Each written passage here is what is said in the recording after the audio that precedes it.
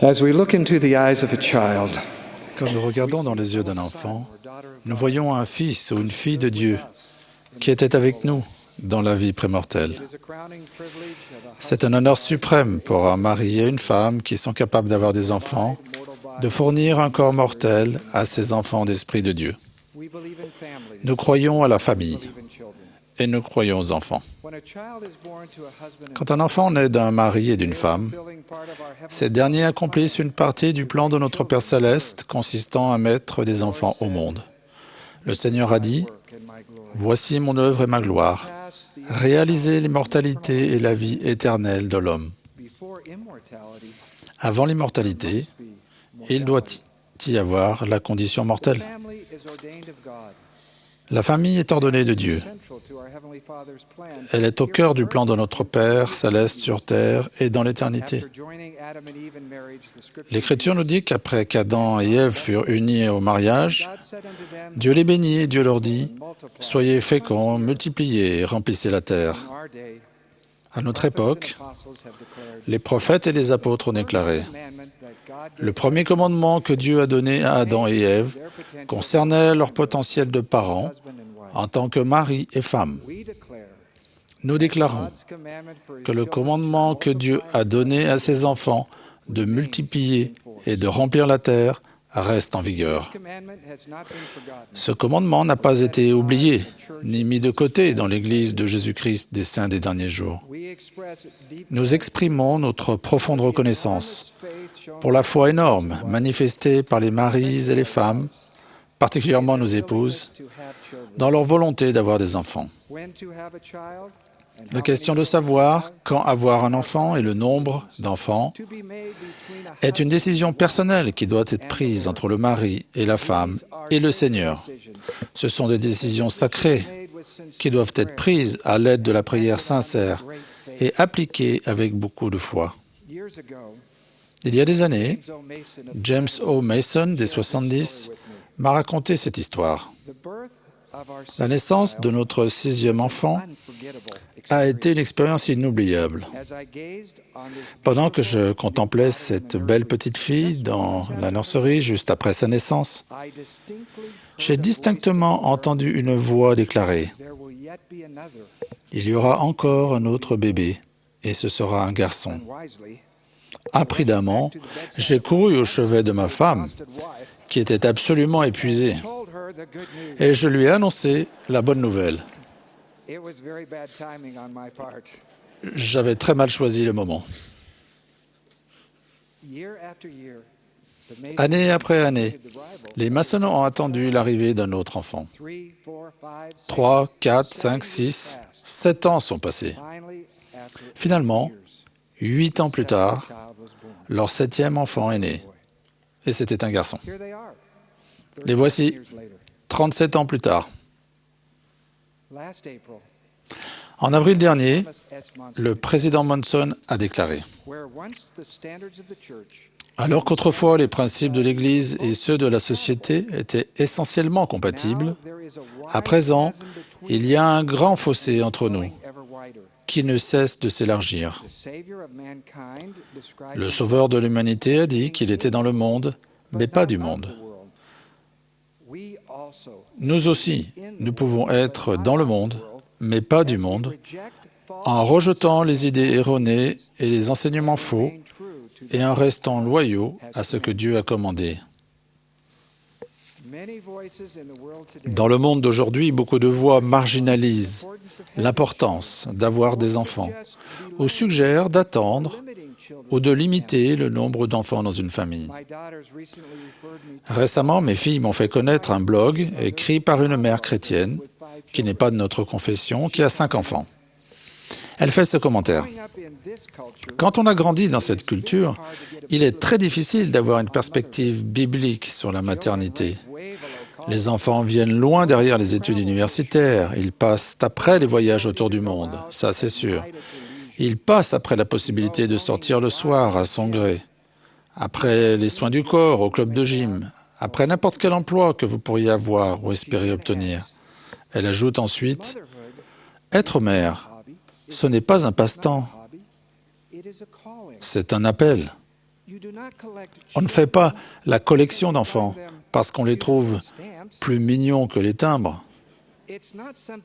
Ce n'est pas quelque chose à faire s'il reste un peu de temps. C'est la raison pour laquelle Dieu vous a donné du temps.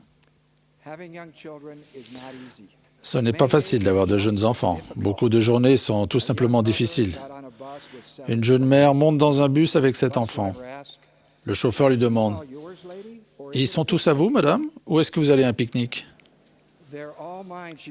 Elle répond « Ils sont tous à moi, et ce n'est pas une partie de plaisir. » Tandis que le monde demande de plus en plus « Ils sont tous à vous ?» Je vous remercie de créer au sein de l'Église un sanctuaire pour les familles où nous honorons et aidons les femmes qui ont des enfants.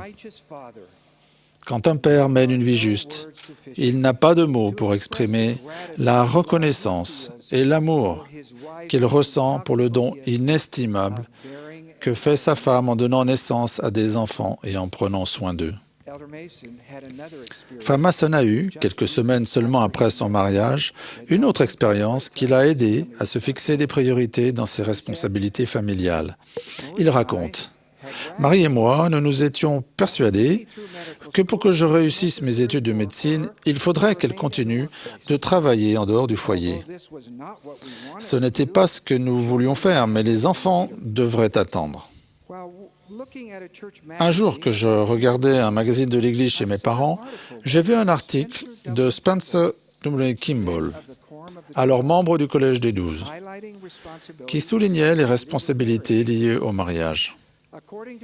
Selon frère Kimball, l'une des responsabilités sacrées était de multiplier et de remplir la terre. La maison de mes parents se trouvait près du bâtiment administratif de l'église.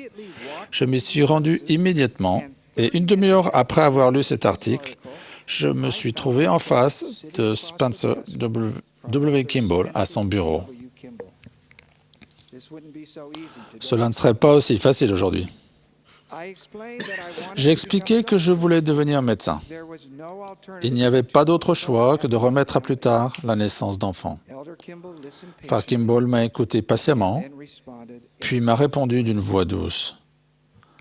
« Frère Mason, est-ce que le Seigneur voudrait que vous enfreigniez l'un de ces commandements importants pour pouvoir devenir médecin?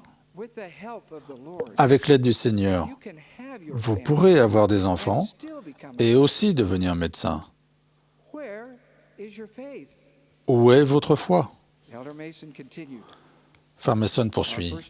« Notre premier enfant est né moins d'1 an plus tard. Marie et moi avons travaillé dur et le Seigneur a ouvert les écluses des cieux. Les Mason ont eu la bénédiction d'avoir 2 enfants de plus avant qu'ils terminent ses études de médecine 4 ans plus tard.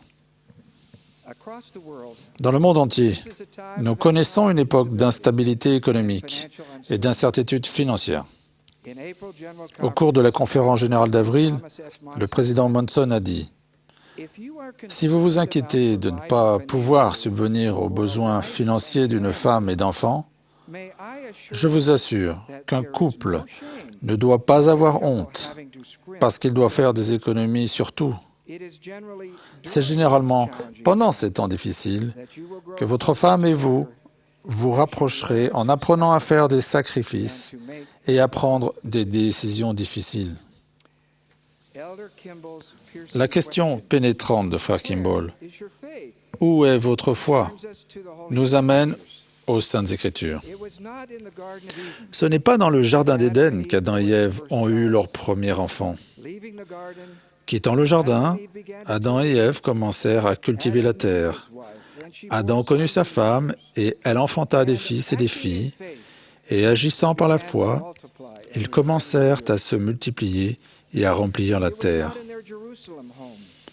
Ce n'est pas dans leur maison de Jérusalem, avec leur or, leur argent et leurs biens précieux, que Léhi et Saria, agissant par la foi, ont enfanté leurs fils Jacob et Joseph. C'est dans le désert. Léhi a dit de son fils Jacob qu'il était son premier-né dans les jours de ses tribulations dans le désert. Il a dit à Joseph, tu es né dans le désert de nos afflictions.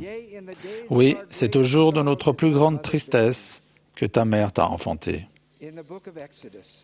Dans le livre de l'Exode, un homme et une femme se sont mariés, puis, agissant par la foi, ont eu un petit garçon. Il n'y avait pas de panneau de bienvenue devant la maison pour annoncer sa naissance. Ils l'ont caché parce que Pharaon avait ordonné que tous les garçons nouveau-nés soient jetés dans le fleuve. Vous connaissez le reste de l'histoire. Le bébé a été déposé avec amour dans une petite caisse de jonc, placé sur le fleuve, surveillé par sa sœur, trouvé par la fille du Pharaon. Ensuite, sa propre mère a pris soin de lui en qualité de nourrice. Le garçon a été rendu à la fille de Pharaon, qu'il a pris comme fils, et l'a appelé Moïse. Dans l'histoire préférée de la naissance d'un bébé, il n'y avait pas de chambre d'enfant décorée, ni de berceau design, seulement une mangeoire pour le Sauveur du monde.